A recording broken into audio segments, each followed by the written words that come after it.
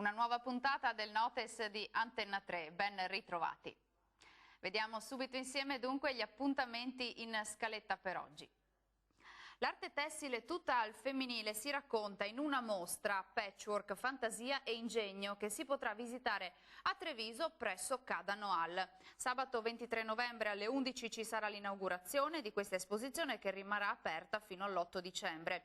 Non solo, sono previsti anche degli interessanti appuntamenti, ad esempio il 30 novembre dimostrazione di realizzazione di piastrelle con varie tecniche patchwork e il 7 dicembre vari incontri con artisti.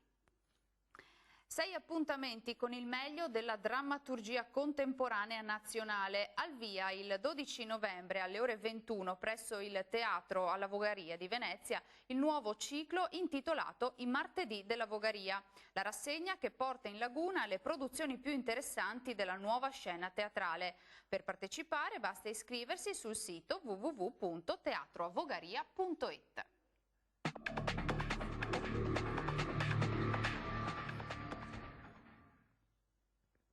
Nel 1918 terminò la Prima Guerra Mondiale. Ricordata come la Grande Guerra per l'estensione territoriale degli eventi bellici, il conflitto provocò il più alto numero di vittime della storia, oltre 16 milioni tra civili e militari.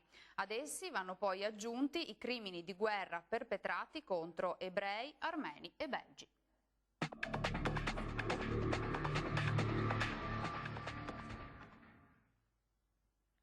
La miglior vendetta è un grande successo. Frank Sinatra.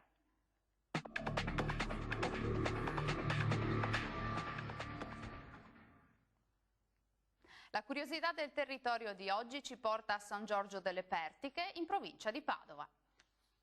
I primi insediamenti nel territorio sono certamente di epoca romana, mentre una seconda teoria lo fa più tardi e lo lega ad un'area cimiteriale dei Longobardi, dove venivano issate le cosiddette pertiche, delle lunghe aste sormontate da immagini di uccelli usate per commemorare i defunti morti in luoghi lontani.